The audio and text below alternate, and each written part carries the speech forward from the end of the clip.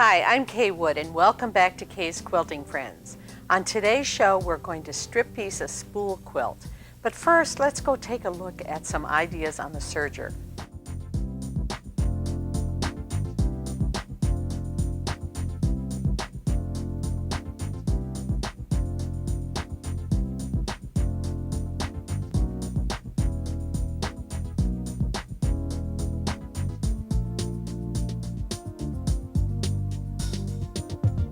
Before we get to the strip piecing, I'd like you to welcome my friend. She's back again. This is Maddie Bushman. Hi, Maddie. Hi, Kaye. Thank you so much for having me back. I am so happy to be here. And today it looks like we've got the serger out. We most certainly do, and this is my area of expertise. I love the serger. And I also love watching your show, the 6-Hour Quilt. All right, yes. And that's a little bit about what we're going to be doing today. Okay, it looks like you've sort of taken that as a starting point for your quilts. Exactly right. Exactly right. And there's so many different ways that you can modify it and add different types of quilt squares. This one that's right here in front of us is a Christmas quilt that I made for my mother. And I'm going to show you just a little bit later how we join these squares together using a stitch on the serger. Oh, great idea. Oh, I love it. And hopefully your viewers will remember the technique of how to do your 6-hour quilt. If not, I'm sure they can call you or write to you and get that information. But I, of course, have it memorized. Okay, good. Yes. But I brought with me some quilts today, and I would like to explain a little bit about some of the other quilts, and then I'll move on and show you how to do this type of stitch on the serger. Okay, let's take a look at them. The one that's behind us, this is a quilt done by Kaye Clark. This one is nose-to-nose geese, but if you notice the way the squares are put together, they're pinwheels. Ah, Can you see that? Yes. Yes, and this is your same 6-hour quilt. Okay, with the border. With the border. And you may or may not be able to see, but it is a courthouse steps. Okay. That technique, which is also something that you do. Right. Now, similar to this Christmas quilt, on the other side we have another type of Christmas quilt with the same type of stitch, but at that point they used a metallic thread. And that quilt was also done by Kaye Clark. And Kathy's one of your students, right? Exactly. Kathy's one of my students back in Florida. Okay. Yes. And a little bit later we'll show you some of the other quilts All right. that I brought with us today. I love the serger. I tell you, it is so easy, and I have just taken to it like a duck to water. And Good for you. Yes, I do love it.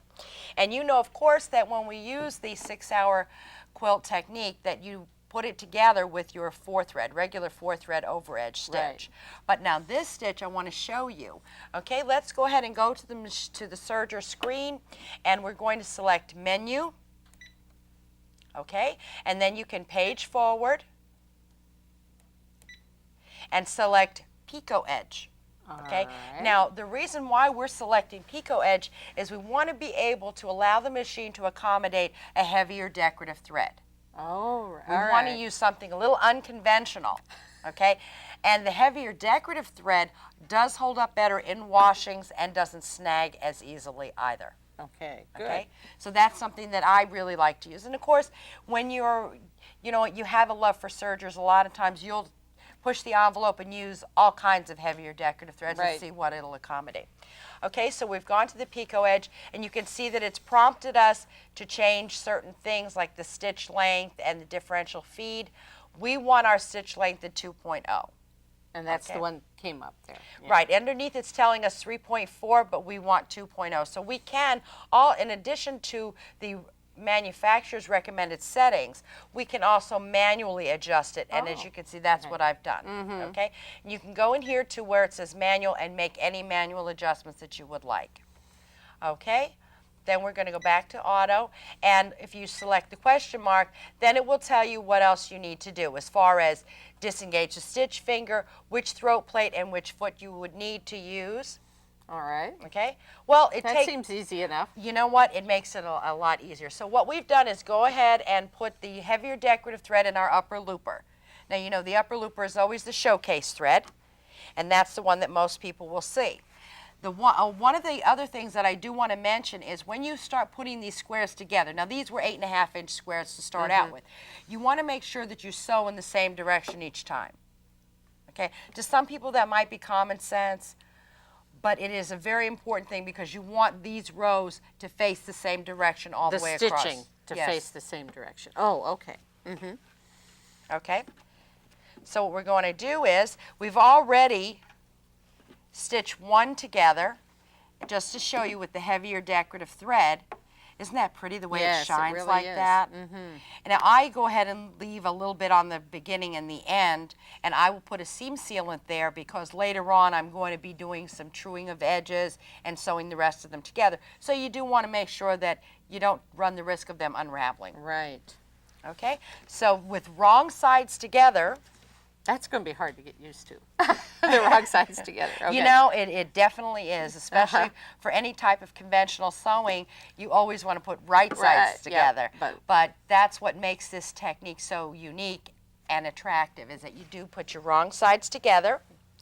Okay, and then what you want to do is you want to establish what a 1/4 inch seam allowance is. You know, all quilters 1/4 inches is our law, isn't it? So you take your hemming gauge and you set it up against the needle and you see exactly where it's going to land. And it looks as though it's going to be right on the inside of this. All right, so use that as a guide. Right, then. I would use that as my guide. So we're just going to go ahead and you never lift the pressing foot, just lift the toe and put the fabric underneath the foot, hold on to your thread, and away you go. Now with the serger, you know, we don't use pins, and this is another nice feature, is the needle down position, which holds it in place. Because I want to make sure that I line up my fabric, because we don't use pins, and then we're just going to continue on using that. Now you just have regular thread in your bottom looper, don't you? I have regular thread in the right needle and the bottom looper, the lower looper. That is correct. Okay, and now you can see how easily that went together. Wasn't that easy? That was, really was. It was. Yes. Now if you look at these together, maybe let's take this away for now. What do you think? All right. So that we don't get confused with the colors. Just thank you very much. Okay, and you can start to see how pretty this is going to be when you put all these together. Isn't that pretty? Yeah, it sure is. And it's easy, and then once you have your strip of either 4, 6, 8, or 10 squares, then you start your 6-hour quilt technique and put the rest of the quilt together. Well, that sure is easy. Isn't that wonderful? I love it. You know what? Let's take a look at some of the other quilts. All right, what have we got? Well, we have another quilt where we use the nose-to-nose geese, and that is a quilt that I made, and I'm actually going to keep for myself, odd as that may sound. In addition, the other specialty about that quilt is it's polar fleece backed. Oh. There is no batting, and we just use polar fleece. Then the other one is the purple one that's done by Pat Bowles, and that one is the same technique as the one that we featured in today's show. Okay, well, thank you so much, Maddie. Once again, you've given us some ideas to just go out there and do. Thank you for having me. I appreciate it. Now let's go and strip piece this quilt.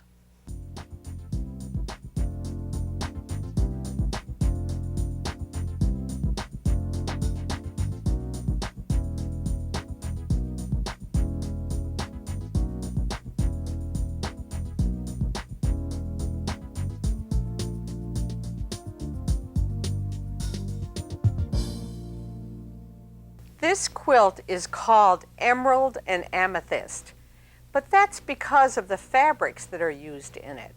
That's what they reminded me of when I got the quilt finished. Of course, your fabrics will make it a completely different look. But let's take a look at the block we have. This is called a spool quilt. Spool quilts have been around in quilting for a long time. But I guess to someone it looks like, if you look at the block, that it's like a spool where it comes in and down and out, and that I think is where the name came from. Don't hold me to it, but I think that's where it came from. So first of all, we have to select the fabrics we're going to use. And I started with this print. I think it's a real interesting print. It's green leaves that work the purple in. And those of you that have watched my show for a long time know that purple and the teal are really favorite colors of mine. So I chose that color first. And then because it had some purple in, I wanted to add a solid in purple. And then I wanted to add almost a background print, what we call it. It's not really a print. It's not really a solid. It looks like a tie-dyed, but it has a metallic fleck in it. And that had some of the purple colors in this fabric. And so that's how I decided on those particular fabrics. Now, all of my strips for this are cut 2 inches wide. Your strips can be any size because you are the designer of your own quilt. But these were cut 2 inches, and then I sewed them together in this order, from the solid to the print to this sparkly fabric. Now keep in mind when you're selecting your fabrics that the center strip is going to form a complete box. So you want to make sure that's an interesting print.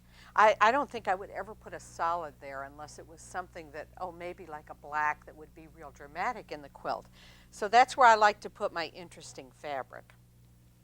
All right, I have these 3 strips already sewn together, and now I need to press them before we go on and do anything else. We're going to press from the right side and without steam. So I'll just put my iron right on this solid strip, hold the other fabric up and roll. And just once across should do it. And we'll move down.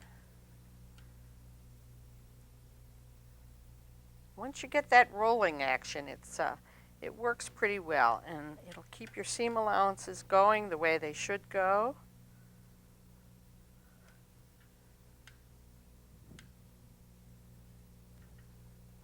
Okay, now we're ready to cut.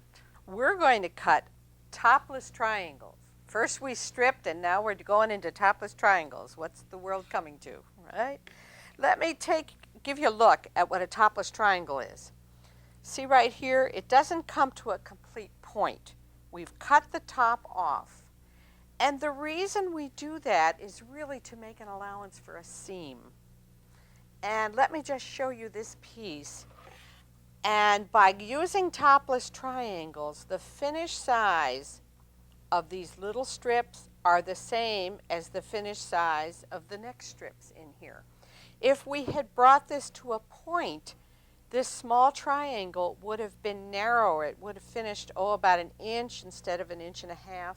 And while sometimes that's okay, there are other times that it looks better to have them finish the same width. So we're doing the topless triangles. And the way we're going to do that is to take our strip, take the Starmaker 8, and I'm going to place it here so that this first line from the point is either at the top or the bottom of the strip, right like this. Now we have lines that we keep parallel to the seam line. And then what I also like to do is take one of the seam lines, doesn't matter which one, and use a piece of tape or static sticker and just line it up there so that we can ensure that our triangles are all the same width. And you know, in case one of those strips wasn't cut quite right, this will tell us when we come to it. So what we're going to do is to make our first cut. And then I'm going to turn my strip around because I want to cut on the right side, the right-hand side. Again, line it up with that first line right here at the top of the strip, making sure that I'm on the seam line here with my tape. And cut the triangle. Now to cut the next one, just turn it, place that line at the top. Again, making sure that my lines are parallel and the tape or static sticker is right on the seam line. And we just keep moving down the strip, cutting our triangles. Just cut a few more here. So we have several things to make sure they are the same angle and the same size. Okay, that's probably enough for what we need to do. Now when we have our triangles cut, we can sort of play with them because this is only one of the settings that we can use. We could have put all 4 of these together and gotten that kind of a look, or the opposite of it. But I've chosen now to put them together this way. So let's line up our pieces so they'll look like this and like this. And then what we're going to do is sew 2 of them together to make a half of our block. And here I have 2 already sewn together. Oh, that wouldn't go there, would it? Goes down here. All right. That might have been the first new creation for our piece. Let's just take these 2 out and put those 2 in. I've already sewn those together, and these seams line up pretty easily if you just follow the techniques that I've used. Now when we sew them together, we want to sew, see right here, from this angle down, and you'll notice that our seam allowances are going this way and the seam allowance underneath is going the other way, so that will help them lock right in position, and it will make them much easier to match without doing any pinning. So I have those 2 sewn together. Now I'll take the next 2, making sure I've got the same one on top. And then, of course, if you're making a whole quilt, you can chain sew from one to the next. So let's go and sew this piece. Again, we just line up the point. I have the 1/4 inch foot, and we'll just take a few stitches and then make sure that our locking stitches are right there. And you know, you can get so you can feel that with your finger, because what we have are the bulk of this seam in one direction, this in the other. And if you just put your finger there, you can feel them just butting right up against each other. And the same way with this piece.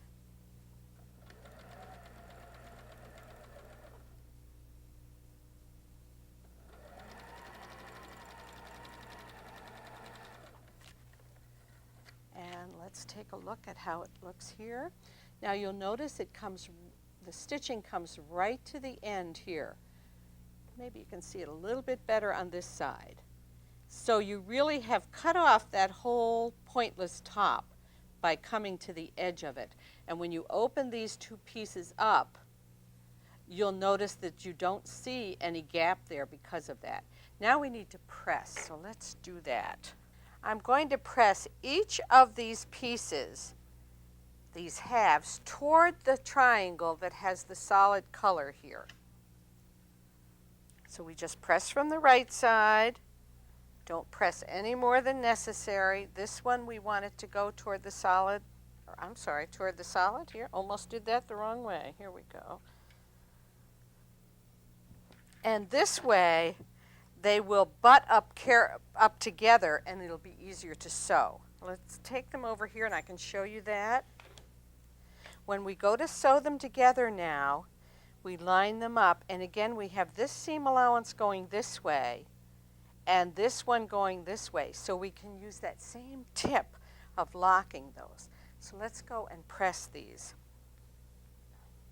I'm going to start this because I'm sewing 2 triangles together here in that piece.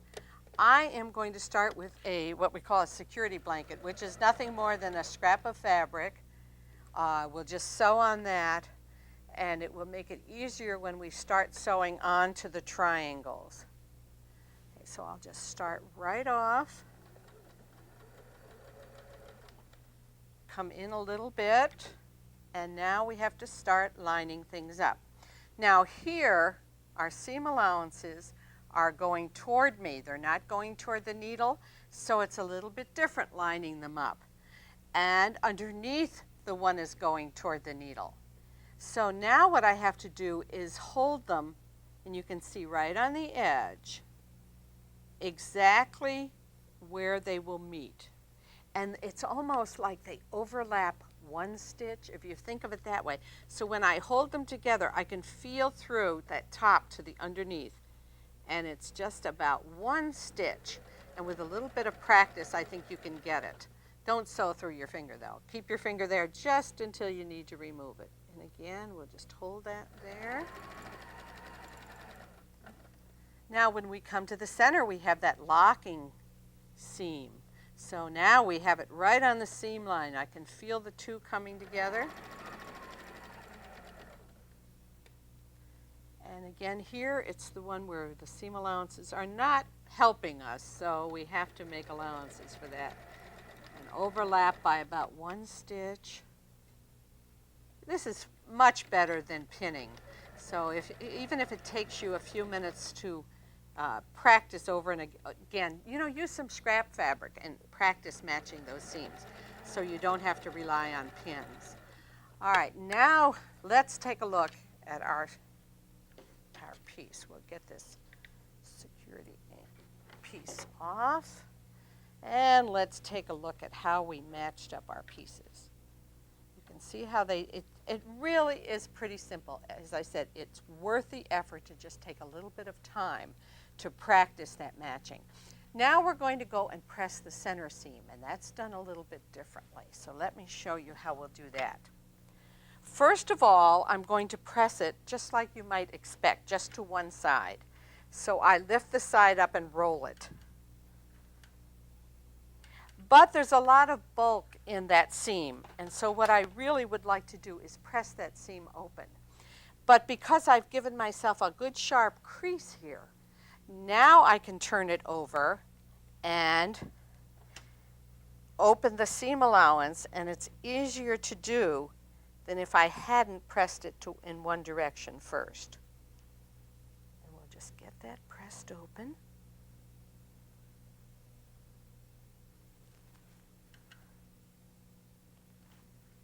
And then turn it over to the right side. And we'll give it a press here. And we have one of our blocks finished. Now let's take a look at where it will go here. Now again, we can arrange these a lot of different ways. For instance, here I have put my block in this way. We could alternate and put blocks here, and then down here we'd have a block like this. And it would give us a completely different look, but it works. Now what I have done in this quilt is all of my blocks are done exactly the same. So after you get your blocks done, you might like mine this way, but with your own fabrics, you might like it a completely different way, so experiment with it. But I think you'll find those matching the points a good way to go. Now let's take a look at this quilt. This is also a spool quilt. You can open it up, a little bit different. I just want to explain a little bit to you. In this case, the strips are different widths. You have wide, narrow, narrow, a little bit wider. Now, when you go to make this spool quilt, you don't have to cut topless triangles. Just go right to the point of the Starmaker 8 when you cut your triangles, because we're not going to finish the same width anyway. So make it as easy on yourself as possible. And then these blocks were not really joined together. They have sashing or separating strips between them. And then I finished each block with this lace or embroidered edge, which just gives it another nice feature. Now this I call a couch quilt, because it just is the right size to go on a quilt. And if you take a look at the quilt behind me on the wall, that again is made of different width strips, so we don't need the topless triangles. So gauge for yourself which works best for you, topless or pointed. And let me just show you again how I would have cut pointed ones. The difference is with the pointed triangles, the tip of the triangles at the top or the bottom. With the topless, the first line from the top is at the top or bottom. So that's the way it works. So I hope you have fun with the spool quilts, And be sure and join me on my next show when we'll have some more quilting ideas.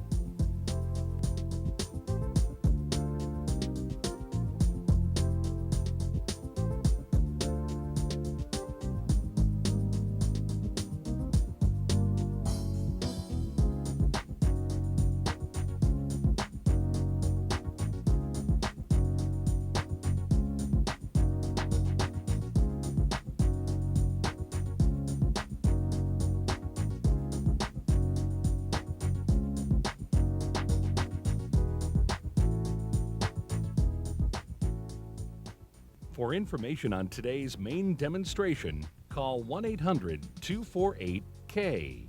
That's 1-800-248-5293. Or write to us at Kaye's Quilting Friends, Post Office Box 456, West Branch, Michigan 48661. Please remember to specify the program number.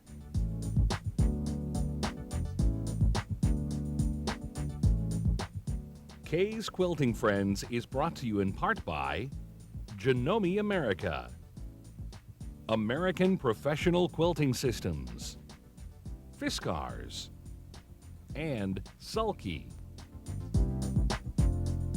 Our thanks for joining us for this edition of Kaye's Quilting Friends. We hope the ideas shared with you in this program will make your quilting more enjoyable. Please join us again on the next Kaye's Quilting Friends.